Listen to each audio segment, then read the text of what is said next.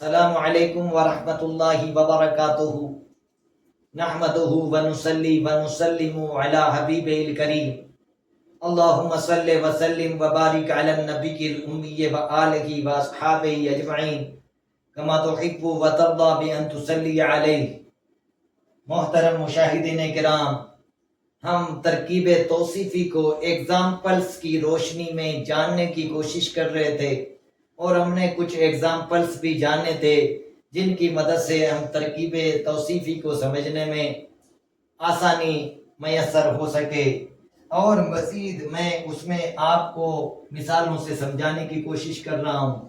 جیسے ہم نے تل کا مدرستن کہا، وہ ایک اسکول ہے، اب بڑی ہے یا چھوٹی ہے یا پرانی ہے یا نئی ہے یا کس کیفیت کی ہے، اس کو بیان کرنے کے لیے موصوف اور صفت کا استعمال ہوتا ہے۔ تو ہم نے اس کی کوالٹی کے بارے میں بتایا کہ وہ بڑی ہے، تل کا مدرسۃ کبیرۃ، وہ ایک بڑا اسکول ہے۔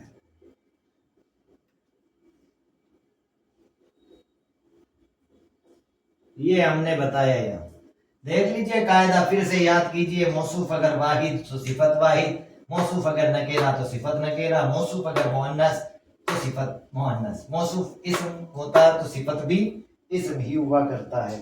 اب آگے چلیے، اسی کی روشنی میں ذالک ولد صغیر کو بھی کہہ سکتے ہیں۔ اسی طرح ہم حاذی حبیبۃ سودا، یہ دیکھ لیجئے، حاذی حبیبۃ،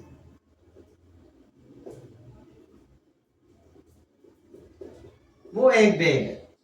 کون سا بیگ ہے؟ سفید یا کالا؟ کالا بیگ ہے۔ یہ بھی موصوف صفت، وہی قاعدہ جاری، مذکر مؤنث ہے تو مؤنث، واحد ہے تو واحد، اور نکرہ ہے تو نکرہ، اور اسم ہے تو یہ بھی اسم۔ وہ ایک کالا بیگ ہے۔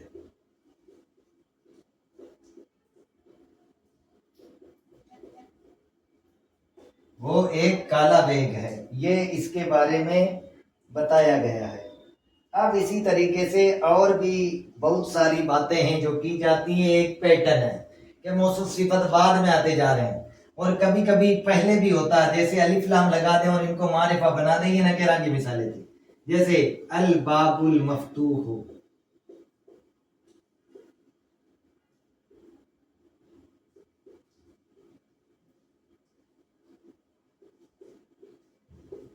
کبیر، یہ دوسرا پیٹرن ہے۔ اب یہاں پہ موصوف صفت یہ آ گئی، الباب المفتوح، اوپنڈ گیٹ، کھلا ہوا دروازہ، بڑا ہے،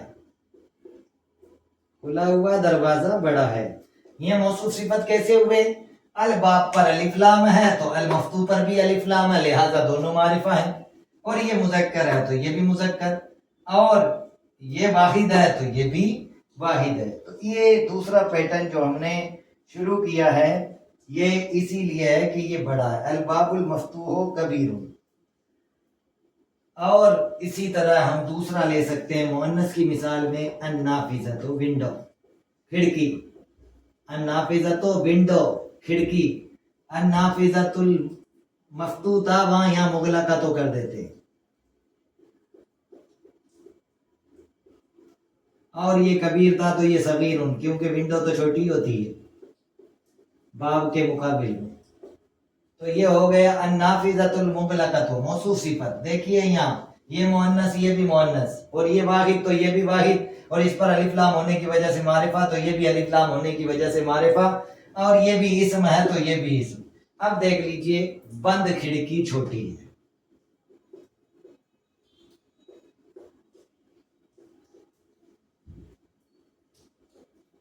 بند کھڑکی چھوٹی ہے، تو یہ بات یہاں پہ بتائی گئی ہے۔